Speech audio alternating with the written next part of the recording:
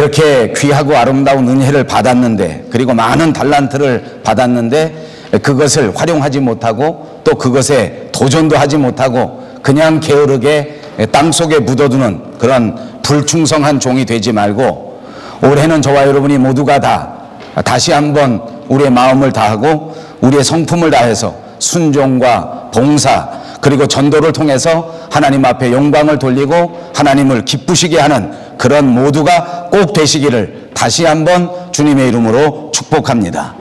저와 여러분은 하나님의 교회를 이루고 있는 지체들입니다. 본래 이 교회라고 하는 말 자체가 신약 성경에는 헬라어로 쓰여져 있습니다. 그런데 이 헬라어 안에는 교회를 명칭할 때에 두 가지 단어가 나옵니다. 그 첫 번째는 유명한 에클레시아라는 단어인데, 이 말의 뜻은 불러낸다 하는 뜻입니다. calling, 하나님께서 부르신다, 하나님께서 택하셨다, 하나님의 택하심을 받고 하나님의 부르심을 받은 사람들이 모인 공동체를 가리켜 에클레시아, 바로 교회라고 부르는 것입니다. 두 번째, 교회라는 낱말을 사용할 때에 쿠리아코스라고 하는 말을 썼는데, 이 말은 세상에 소속되지 아니하고 하나님 앞에 소속되었다, 그런 뜻을 가지고 있는 것입니다.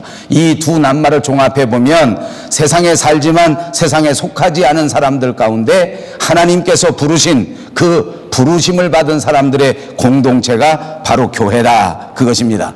그러므로 우리 건물이 교회가 아니고 눈에 보이는 것이 교회가 아니고 바로 이와 같이 하나님 앞에 부르심을 받고 세상에 속하지 아니하여 하나님 나라에 속한 사람들, 그 한 사람 한 사람, 그 성도들, 바로 저와 여러분이 하나님 앞에 교회인 줄로 믿습니다. 이 교회의 본질, 그것은 절대로 변할 수 없는 불변의 진리 가운데 하나인 것입니다.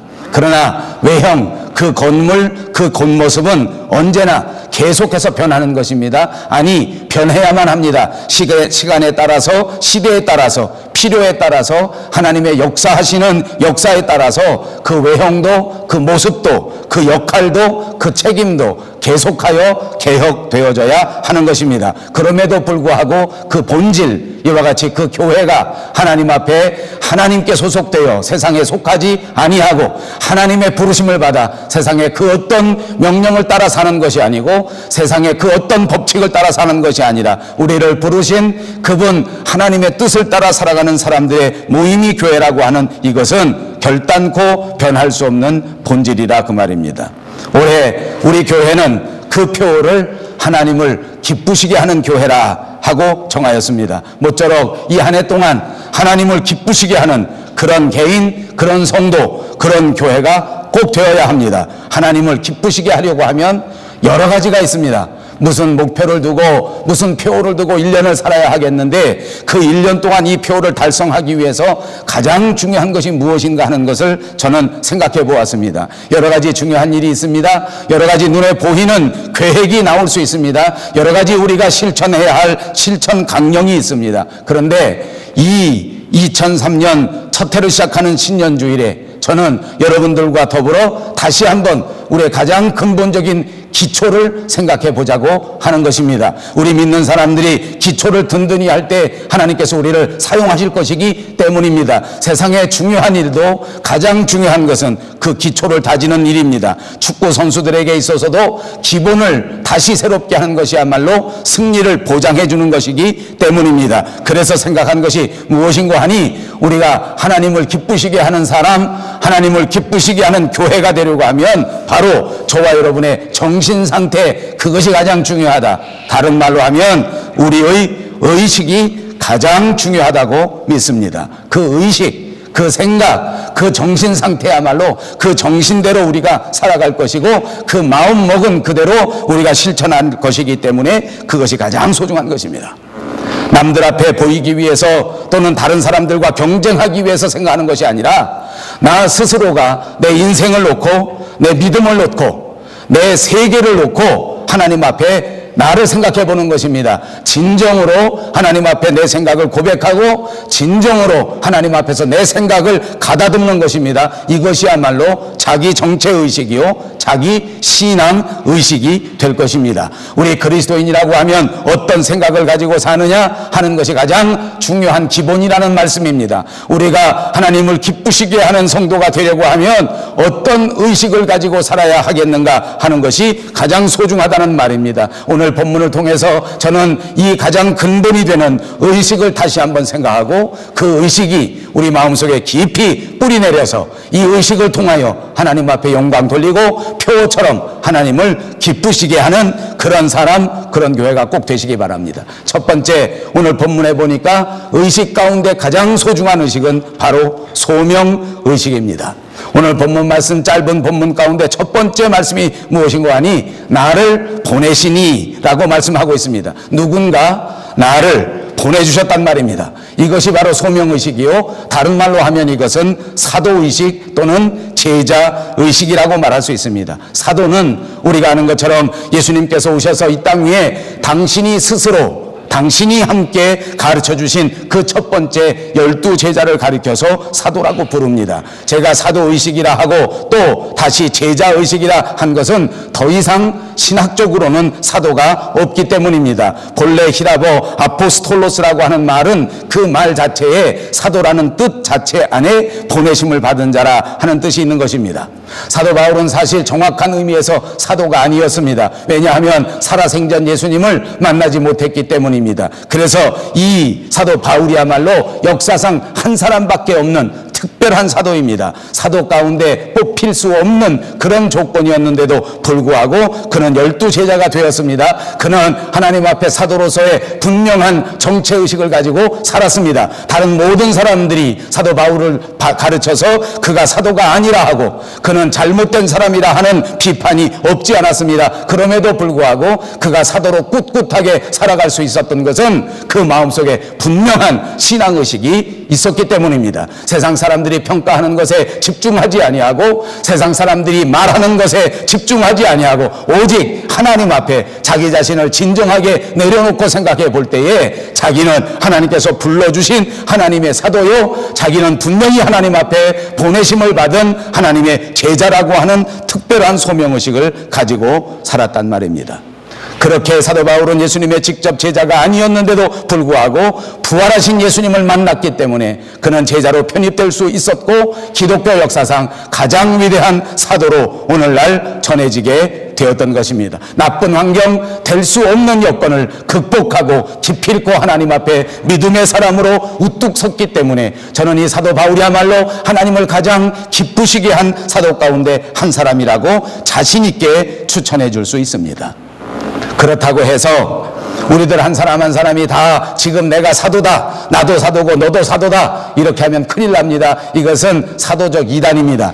요즘 우리 한국교회에서는 이런 사람들이 참 많습니다. 자기가 왕의 기도를 한다고 하는 사람이 있습니다. 자기 자신을 왕이라고 생각하는 것입니다. 자기 자신이 사도라고 생각합니다. 그래서 이름도 사도교회라고 합니다. 그러나 이것은 신학적으로 보면 큰 혼란을 야기할 수밖에 없는 사상입니다. 그럼에도 불구하고 제가 말씀드리려고 하는 것은 바로 사도적 의식이라는 말입니다. 오늘날 목사를 가르쳐서 주의 사도라고 말하는 사람도 있습니다. 그것도 의미를 말하는 것이지 외형으로 사도라고 말하면 큰 혼란이 있습니다. 왜냐하면 기독교 신학이 정하기를 더 이상 사도는 없다. 이제는 교회를 지도하는 사람을 가리켜 목사 또는 신부라고 하자 하는 것이 정확한 신학적 입장이기 때문입니다. 자, 그리스도인들은 모두가 다 하나님 앞에서 보내심을 받은 자입니다. 이런 소명의식, 이런 사도의식, 이런 제자의식이 분명히 있어야 한다 그 말입니다. 이 제자의식이라는 게, 이 소명의식이라는 게 무엇입니까? 보내심을 받은 자라 하였습니다. 보내심을 받은 자라 하는 생각으로 살아가란 말입니다. 그렇게 말씀드리다 보니까 실제로 우리 믿음 생활에서는 누구나 다 하나님 앞에서 하나님께서 우리를 보내셨다 하는 생각으로 살아야 한다는 것입니다. 이미 우리가 그렇게 살아야 했었습니다. 그런데 돌이켜보니까 자꾸 잊어버렸습니다. 보내심을 받았다는 사실을 깨끗이 잊어버린 채 내가 내 삶의 주인인 것처럼, 내가 이 세상에 스스로 나타난 것처럼 그렇게 세상을 살았다 그 말입니다. 이것이 잘못된 것입니다. 믿음 중심으로 생각해 보십시오. 누구나 한 사람도 예외 없이 모두가 다 보내심을 받은 자들입니다. 믿음 중심으로 본다고 하면 오늘 우리가 살아가고 있는 이 가정이야말로 하나님께서 사랑을 나누기 위하여 이 가정에 나를 보내주셨기 때문에 여기서 살아가는 것이란 말입니다. 오늘 믿음으로 생각한다고 하면 오늘 저와 여러분이 섬기는 이 교회야말로 이곳에서 하나님의 뜻을 이루고 이곳에서 하나님의 말씀을 수호하고 이곳에 하나님의 나라를 세워나가도록 하나님께서 부르시고 하나님께서 보내주셨다고 하는 것을 분명하게 믿어야 하는 것입니다. 직장도 마찬가지입니다. 직장에 보낸 것은 직장에서 그리스도인으로서 마땅히 그리스도의 향기로 아름답게 모든 사람 앞에 살아가고 직장 사람들에게 때를 얻든지 얻지 못하든지 주의 복음을 증거하고 그 직장에서 빛처럼 소금처럼 살라고 하나님께서 직장에다가 보내주셨다는 것입니다. 그렇게 보냄을 받은 것입니다. 그렇게 지키도록 보냄받았다는 사실을 꼭 믿으시기 바랍니다. 이 새해를 시작하는 이 첫 주일에 반드시 내 가정을 위하여 내 직장을 위하여 내 교회를 위하여 지키도록 세우도록 부흥시키도록 그렇게 보냄을 받았다고 하는 사실을 다시 한번 정확하게 생각해 두시기를 바랍니다. 이것이야말로 제자의식이요, 이것이야말로 사도의식이요, 이것이야말로 소명의식인 것입니다. 사랑하는 여러분, 분명히 믿으십시오. 하나님께서 여러분을 보내셨습니다. 오늘도 하나님의 거룩하신 손길이 여러분을 붙잡으셔서 필요에 따라 여러분을 보내고 계시는 줄로 믿습니다. 하나님이 원하시면 여러분의 가정 속에 보내신 것입니다. 하나님이 원하셔서 여러분을 새로운 직장으로 새로운 사업으로 보내시는 것입니다. 하나님께서 뜻이 있으시기에 여러분의 발걸음을 인도하셔서 여러분을 보내주시는 것입니다. 보내심을 받은 그곳에서 어찌하든지 하나님 영광을 나타내고 하나님 앞에 충성을 다하여 하나님을 기쁘시게 하는 그런 사람들이 되어야 되는 것입니다. 2013년 저와 여러분은 이 확실한 소명의식으로 무장하시기를 바랍니다. 이 소명의식이 투철해질 때에 우리는 하나님의 뜻을 이루고 살 수 있고 하나님을 기쁘시게 하면서 살 수 있습니다. 이렇게 특별한 뚜렷한 이 생각을 가지고 살아야 어디 살든지 무엇을 하든지 어떤 형편이든지 간에 씩씩하게 세상을 살아갈 수 있는 것입니다. 하나님 나를 보내셨기 때문에 어떤 환경이라도 다 하나님이 주장하신다 하는 생각을 뚜렷하게 가지고 있다고 하면 불평할 필요가 없지 않겠습니까?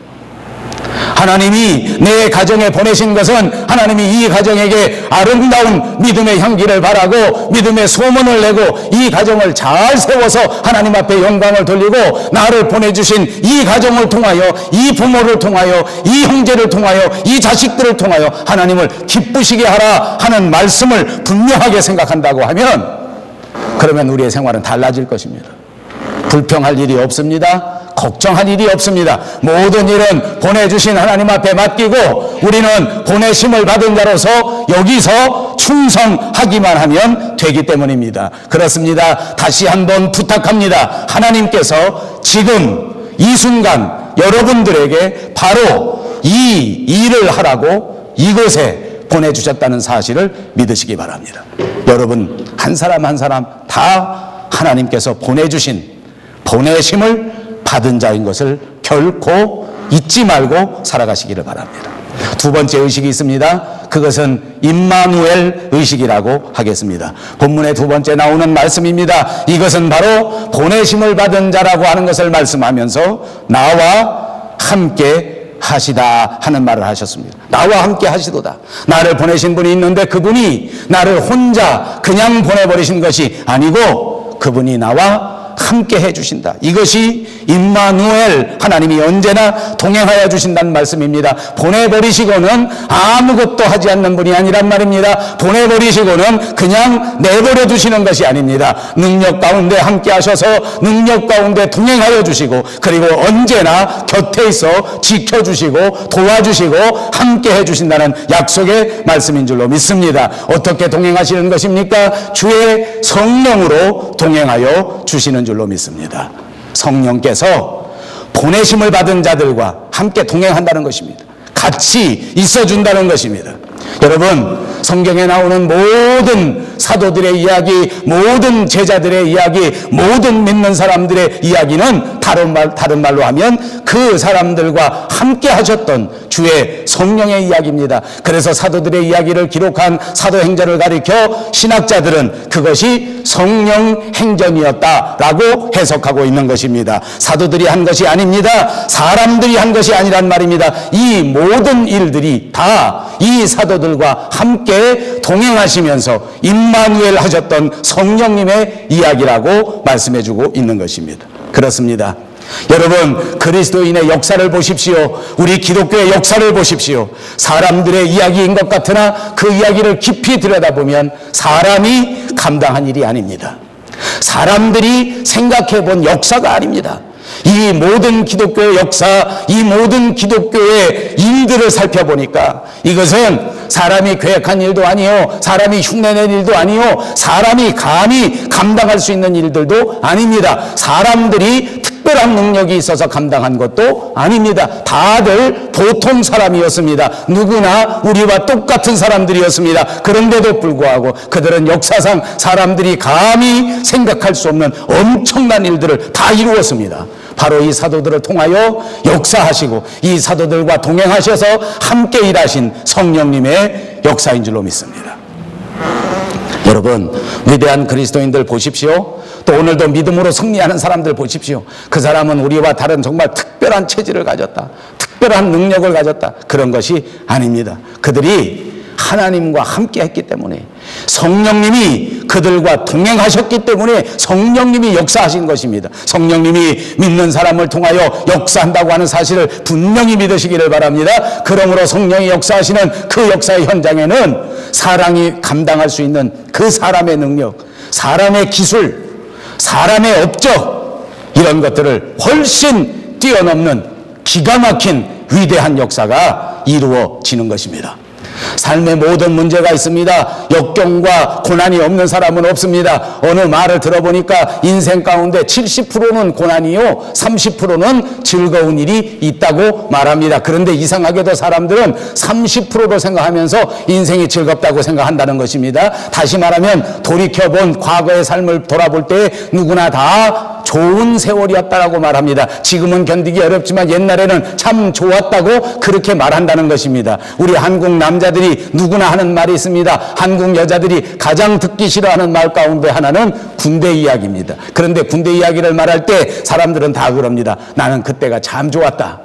그러나 돌이켜보면 저도 군대 생활을 했습니다만 군대 생활하는 내내 언제 끝날까? 이렇게 2013년 1월 1일이 되면 크게 써붙입니다. 이제 365일 남았다. 하루 지나면 364일 남았다. 왜 그런지 압니까? 하루를 견뎌내기가 얼마나 고달픈지, 얼마나 힘들었는지 그것을 벽에다가 써붙이고 하루하루 지나가기를 기대하는 기대 때문에 그랬던 것입니다. 그런데 사람들이 착각하는 것입니다. 사람은 누구나 다 고난 속에 삽니다. 사람은 누구나 다 어려운 일 속에 살아갈 수밖에 없습니다. 그러나 주의 성령이 함께 하시는 사람은 성령의 능력으로 이 고난마저도 변하여 새로운 환경으로 만들어주시고 엄청난 장애물같이 느껴지는 그 태산과 같은 것들도 믿음으로 주의 성령은 더 번쩍 들어서 저 바다 한가운데 던져버리는 역사를 믿으시기 바랍니다. 성령의 역사야말로 감당하지 못할 일이 없습니다. 성령의 역사야말로 그 어떤 장애물도 능히 뚫고 나갈 수 있는 것입니다. 성령께서 함께 하신다고만 하면 모든 일에 승리가 보장되는 줄 믿습니다. 여러분 그렇게 믿습니까?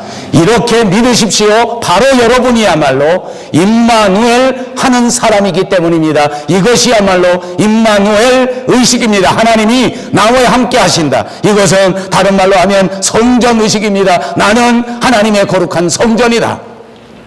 나는 하나님의 거룩한 성전이다. 악한 마귀가 결단코 틈타지 못할 것이다. 나는 하나님 앞에 구별된 거룩한 성전이다. 그러므로 세상의 그 어떤 더러운 세력도 악한 세력도 나를 침범하지 못한다. 여러분, 이게 정말 중요한 것입니다. 하나님이 나와 함께 하신다. 내가 하나님의 성전이다.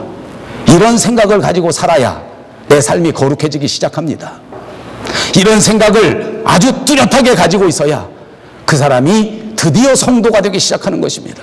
이런 생각으로 완전하게 무장해야 세상에서 승리하는 것을 꼭 믿으시기 바랍니다.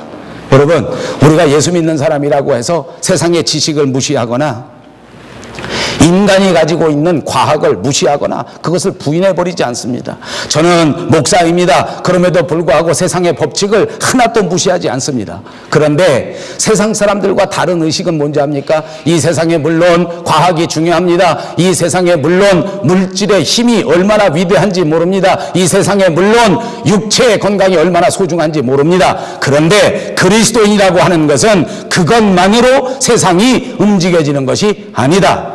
제가 늘 여러분에게 말씀드렸습니다. 저도 별로 길지 않은 세상을 살았습니다. 그러나 제가 살아온 인생을 돌이켜보니까 진짜 인생의 위대한 성공은 사람의 능력으로 되는 게 아니더라고요. 좋은 대학교 나오고 좋은 직장 가고 그렇게 했다고 성공이 보장되는 것은 분명히 아닙니다. 물론 좋은 대학을 나오고 좋은 조건을 갖고 좋은 직장에 다녔으면 다른 사람들보다 조금 나은 형편에 사는 것은 분명한 사실인 것 같습니다. 여러분 보십시오. 정말 엄청나게 큰 성공은 그건 사람의 능력으로 되는 게 아니더라고요. 이상하지요? 분명히 세상에 충분히 살아갈 것 같은 사람, 나보다 훨씬 나은 것 같은 사람이 세상에서 망해버립니다. 어제도 인터넷에 보니까 우리 대한민국은 정말 자살공화국입니다. 유명한 연예인 최진실 씨가 자살한 지가 얼마 되지 않는데 그 동생이 또 얼마 전에 자살했는데 엊그제는 그 전 남편 유명한 야구선수 조성민, 그 사람이 죽었습니다. 저는 기억이 또렷합니다. 그 사람들이 서로 결혼해서 이혼하지 않았을 때에 제가 밴쿠버 제 아내랑 올 때 한국, 그때 아마 제 기억에 김포공항이었던 것 같아요. 그때 당시에 김포공항에 오는데 비행기 표를 이제 가서 이렇게 내고 티켓팅을 하고 체크인을 하려고 가서 이렇게 서 있으니까 저와 제 아내가 이렇게 서 있으니까 그 표를 그 체크인을 하는 창고에 있는 직원이 저를 올려다보고 제 아내를 막 올려다보고 한참 쳐다보더라고요. 막 아래를 보고 위를 보고 막 보더니 한참 생각하더니 저한테 표를 탁 줘요. 근데 보니까 번호가 아주 짧은 번호예요. 업그레이드가 된 거예요. 왜 업그레이드 된지 아십니까? 제 얼굴 자꾸 봤다고 제가 얘기했죠. 얼마나 잘생겼으면 일반석을 샀는데 비즈니스석으로 바꿔준 거예요. 이건 전부 다 농담입니다. 여러분이 하도 자살 이야기하니까 심각하길래 제가 웃자고 한 소리예요. 제가 많이 다니다 보니까 어쩌다가 그렇게 업그레이드를 시켜주더라고요. 그래서 저와 제 아내는 촌놈이 비즈니스석에 탁 탔습니다. 얼마나 넓고 얼마나 쾌적하고 좋은지 탁 앉아있는데 가만히 앉아서 가고 있는데 보니까 이 스튜어디스들이 계속 왔다 갔다 하는 거예요. 막 왔다 갔다 하면서 막 평상시에는 한 사람 두 사람 올 게 두 사람 세 사람씩 왔다 갔다 하는 거예요. 막 킥킥대고 왔다 갔다 하고 뭘 들고 막 왔다 갔다 해요. 근데 막 오는데 이게 또 내가 생각할 때는 나한테 뭘 갖다 주러 오나 보다 하고 기대하고 탁 점잖게 있으면 싹 나를 지나쳐서 바로 뒤로 가는 거예요. 또 조금 되면 또 오는데 또 나를 싹 지나서 딱 뒤로 가는 거예요. 하도 궁금해서 내가 뒤를 돌아봤더니 거기 최진실, 조성민 그리고 그 아이들이 뒤에 탔습니다. 그러니까 그 스튜어디스들이 사인 받으려고 유명한 여자 배우고 유명한 야구 선수가 막 와서 선물을 막 갖다 주고 사인 받아가고 선물 그러던 거예요. 그래 보니까 정말 잘생겼어요. 최진실은 그 영화에 볼 때는 예쁘게 봤는데 보니까 제 아내보다 훨씬 못났습니다. 제 조성민은 보니까 평소에는 제가 뭐 저하고 비슷하다 생각했는데 조성민은 저보다 훨씬 낫더라고요. 아버지 20년 줘서부터 우스운 소리를 해서 미안합니다. 근데 죽어버리더라고요. 못난 데가 없어요. 92학번 조성민 비록 크게 성공은 못했지만 정말 길을 잘 탔으면 박찬호보다 훨씬 비슷하게 되기에 부족함이 없는 선수라고 저는 생각합니다. 또 어떤 사람은 메이저리그를 평정하고 역사상 남을 수 있는 사람이 됐고 어떤 사람은 집에서 목매서 죽어버리는 그런 인생이 되고 말았어요. 사람의 힘으로 되는 게 아니더라고요. 생긴 걸로 되는 게 아니더라고요. 건강으로 따지면 우리보다 못한 게 있겠어요? 근데 그렇게 가더라고. 세상이 지식으로 되는 게 아니에요. 아무리 과학이 위대하고 무서운 것은 솔직히 말하면 사실이지만 우리가 왜 예수 믿습니까? 아니요. 과학으로 세상이 움직이는 게 아니요. 생각을 고쳐먹자는 것입니다. 하나님이 함께 하시면 인생이 달라지는 것입니다. 이 생각이 흔들리니까 괴로운 거예요. 이 생각을 확실하게 하지 못하니까 자꾸 고민하는 거예요. 오늘 2013년 시작할 때 다시 마음속에 새롭게 하자는 것입니다. 우리의 의식을 분명하게 하자는 거예요. 하나님이 내 인생을 주관하신다. 하나님이 나와 함께 하신다. 하나님이 내 인생을 도와주신다. 아멘. 하나님이 우리 교회 충만케 역사하셔서 기필코 승리하게 하시고 하나님이 크게 영광을 받으시고 하나님 기뻐하시는 교회로 만들어 주신다. 아멘. 아멘. 할렐루야. 이건 믿어야 되는 것입니다. 이걸 분명하게 믿어야 돼요. 세상을 움직이는 것은 성령님의 역사입니다. 인생을 주관하는 것은 분명히 하나님의 역사입니다. 믿으십시오. 하나님이 함께 하시면 어떤 조건도 극복하게 만드시는 것입니다. 하나님이 흔드시면 세상의 그 어떤 것들도 다 흔들리는 것입니다. 여러분, 우리 스스로 이 의식을 분명하게 하지 않으면 우리 자신이 흔들리는 거예요. 저는 이 설교를 준비하면서 제 자신이 하나님 앞에 크게 회개하고 하나님 앞에 정말 많이 기도했습니다. 왜냐하면 저는 겸손한 목사가 되기 위해서 제 믿음은 별거 아닙니다. 그래서 제 주변에 있는 분들 아시다시피 누가 저를 물어보면 저는 땡초 목사입니다. 그렇게 말합니다. 듣기 싫지요? 저는 솔직히 말하면 겸손한 사람이 되기 위해서 그렇게 말합니다. 그런데 오늘 2013년에는 그것도 중요한데 겸손을 포기하지 않으면서도 내 마음속의 의식은 나는 하나님이 함께 하시는 목회자다. 나는 하나님이 붙들어 주시는 하나님의 성도다. 이걸 확실하게 해야 되겠단 말이에요. 이 정체의 의식이 없으니까 흔들리는 거예요. 하나님이 날 붙드셨기 때문에 지금 비록 역경이지만 지금 세상 사람들의 과학으로 볼 때는 이것이 손해나는 일인지 모르지만 아니요. 하나님이 역사의 주인이시기 때문에 기필코 붙잡으셔서 반드시 영광 나타내신다. 이걸 믿어야 돼요. 이거 확실하게 해야 돼. 그래야 우리가 분명하게 가는 거예요. 사랑하는 여러분, 성경은 우리에게 계속해서 분명히 말합니다. 우리는 하나님이 택한 사람이다. 우리는 하나님이 함께 하시는 사람이다. 우리는 하나님이 도와주시는 사람이다. 여러분, 이 믿음을 확고하게 가지시기 바랍니다. 그 믿음이 작은 씨앗처럼 우리 마음속에 들어왔습니다. 그랬기 때문에 때를 따라 이 씨앗이 무럭무럭 자라나는 것입니다. 이 믿음의 씨앗이 크게 장성해지면 그 믿음이 큰 불씨가 되는 거예요. 가는 데마다 불을 일으킵니다. 거기 역사, 뜨거운 생명의 역사가 이루어지는 것입니다. 이 믿음의 씨앗이 크게 자라나게 되면 이 믿음의 씨앗이 자라난 그 숲을 때문에 많은 사람을 도와주고 많은 사람을 시원하게 하는 훌륭한 사람이 분명히 되는 것입니다. 성령께서 우리와 함께 하십니다. 이것을 믿는 것이 임마누엘 의식입니다. 이것을 믿는 것이 성전 의식입니다. 결코 쓰러지지 마십시오. 결코 마음에 흔들리지 마십시오. 참 그리스도인이라고 하면 누구든지 이 임마누엘 의식, 이 성전 의식에 살아야 할 줄로 믿습니다. 마지막 한 가지는 사명 의식입니다.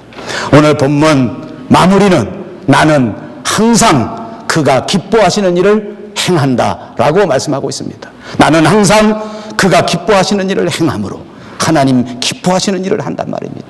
하나님 기뻐하시는 일을 하기 때문에 주의 성령께서 함께해 주신다는 것입니다. 이것이야말로 사명의식 아닙니까? 여러분, 보내심을 받았습니까? 보내심을 받았다는 것은 무언가 할 일이 있기 때문에 보내심을 받은 것입니다. 여러분, 보내심을 받았습니까? 무언가 중요한 사명이 있기 때문에 보내신 것입니다. 이 사명을 위하여 최선을 다하고 이 사명을 위하여 충성을 다하는 것, 그것이야말로 우리가 감당해야 할 책임이요, 이것을 분명하게 알고 사는 것, 그것이 바로 사명의식인 줄로 믿습니다. 사랑하는 우리 성도 여러분, 결단코 이 세상 살 때 나 자신에게 갇혀있지 마십시오.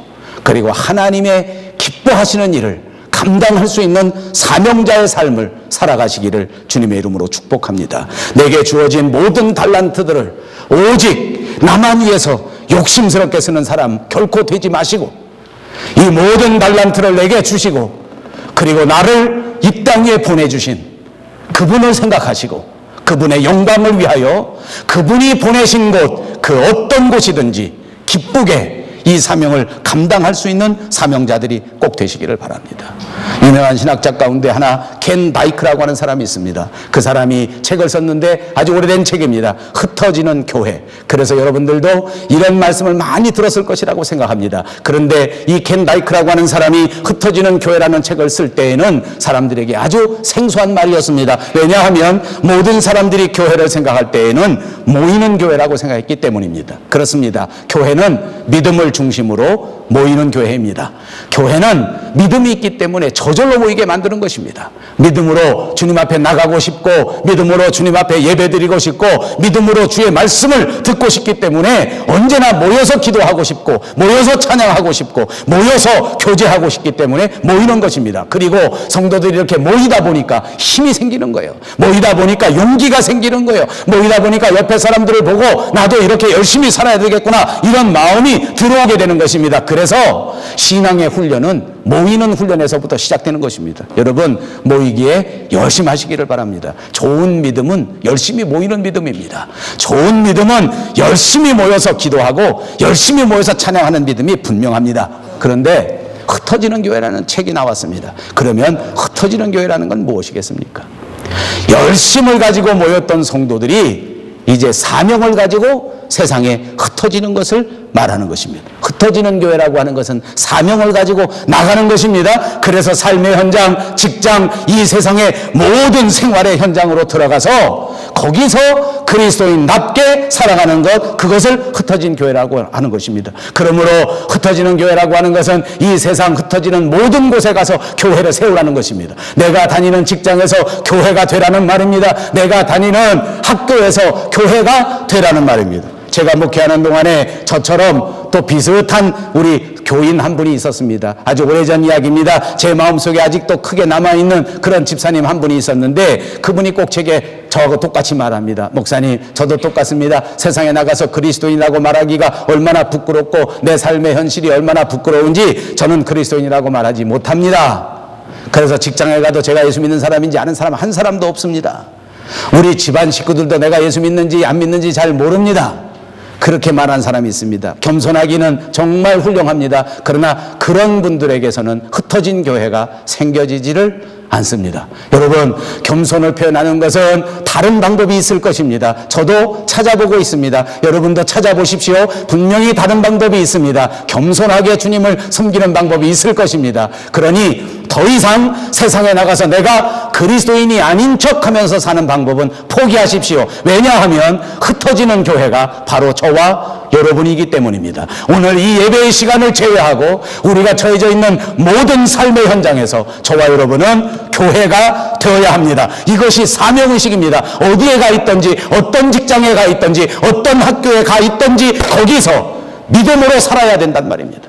믿음으로 살아야 돼. 믿음의 모습을 보여주어야 한단 말입니다. 그래서 다른 사람들로 하여금 그리스도를 발견하게 만들어야 한단 말입니다. 그것이 우리의 주어진 사명입니다. 그것이 우리가 반드시 해야 할 일입니다. 우리 교회가 감당해야 할 우리의 사명이란 말입니다.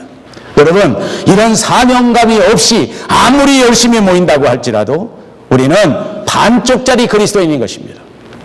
이런 열심이 없다고 하면 아무리 모여서 기도하고 아무리 모여서 회개해도 하나님의 일을 다 감당하는 것이 아닙니다. 분명히 사명의식이라고 하는 것은 우리가 처해진 삶의 현장에서 하나님을 드러내고 하나님의 교회를 세우는 것인 줄로 믿습니다. 그렇기 때문에 이 사명을 감당해야 됩니다. 하나님께서 그 이유 때문에 우리를 보내신 거예요. 여러분, 우리가 세상에서 나가서 일합니다. 어떤 사람은 식당에서 일합니다. 왜 식당에서 일하는 줄 압니까? 여러분이 일하는 그 식당의 요리사, 그 직업 때문에 반드시 그 요리를 먹어야 될 사람이 있기 때문에, 그 요리를 필요로 하는 사람들이 있기 때문에 거기다 보낸 것입니다. 야채 장사 하십니까? 여러분, 이 세상에는 야채를 먹어야만 하는 사람들이 반드시 있기 때문에 하나님께서 거기다가 보내신 것입니다. 여러분, 직장 생활 하십니까? 그 직장에 여러분의 일이, 여러분의 도움이, 여러분의 헌신이 반드시 필요하기 때문에 하나님이 거기다 보내신 것입니다. 거기서 바로 그 일을 하라고 보내셨단 말입니다. 그런데 그리스도인답게 여러분, 보내심을 받았기 때문에 나 혼자만 생각하지 말고 나를 보내신 이의 마음을 헤아리면서 내 이웃을 바라보고 내 주변을 살펴볼 수 있는 마음, 그것이 바로 사명자의 마음인 것입니다. 그것이 바로 헌신자의 마음인 것입니다. 그것이 바로 그리스도인들의 마음인 줄로 믿습니다. 그것이야말로 여러분의 삶을 진정한 삶이 되게 하고 여러분의 마음속에 강같이 흐르는 기쁨을 주고 여러분의 인생 전체에 가장 아름다운 보람과 행복을 주게 될 줄로 믿습니다.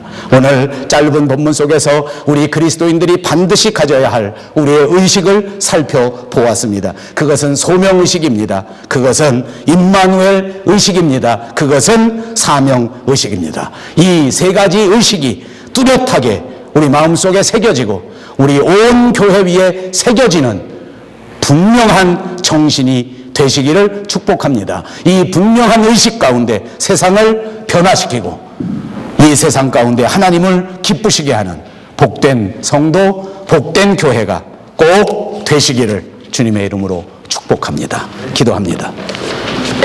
걸어가신 우리 하나님 참 감사합니다.